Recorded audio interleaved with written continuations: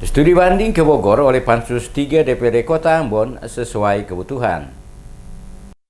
Anggota Komisi 3 DPRD Kota Ambon Luki Niki Julu mengatakan kunjungan studi banding yang dilakukan Komisi 3 DPRD Kota Ambon beberapa waktu lalu ke Jawa Barat, tepatnya Kota Bogor, guna menambah referensi atas ranperda yang akan dibahas oleh DPRD. Kepada DMS Media Group, Niki Julu menjelaskan apa yang disuarakan oleh Persatuan Mahasiswa Islam Indonesia atau PMI Cabang Ambon yang menilai studi banding oleh Komisi 3 DPRD Kota Ambon ke Kota Bogor hanya membuang-buang anggaran adalah sesuatu yang tidak benar. Hal ini dikarenakan studi banding yang dilakukan Komisi 3 DPRD Kota Ambon sesuai dengan kebutuhan dalam rangka memboboti ranperda dari berbagai sisi, mulai dari perizinan serta cara pengelolaan dan budidaya yang dikembangkan ikan air tawar maupun laut, aturan serta manfaat yang didapatkan. Diakui Niki Julu, Bogor mempunyai karakteristik yang berbeda soal budidaya ikan, tetapi mempunyai referensi yang cukup baik untuk dikembangkan di Kota Ambon, dikarenakan perda tersebut telah diterapkan di daerah tersebut dan cukup berhasil.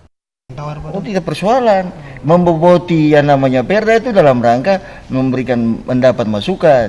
Nah, yang terpenting jiwanya kan ada. Usaha pembudidayaan ikan itu bukan hanya air laut, ada air payo, ada air tawar. Yang kita lihat kan soal perizinannya, toh, implementasi kontribusinya bagi daerah lewat usaha pembudidayaan itu jelas. Apa lagi? Apa yang sering jelas? Kecuali fiktif. Yang perlu dikembangkan itu yang perlu kami mengambil Kabupaten Bogor, karena juga ada budaya ikan air tawar seperti ikan hias yang dilakukan di beberapa kelompok. Bayangkan 13.000 bahkan diekspor. Nah, itu kita mau mendorong dinas terkait, bukan hanya ansih melihat soal pembudayaan ikan air laut, tapi minimal ini juga menjadi pasar yang perlu dilihat oleh dinas perikanan.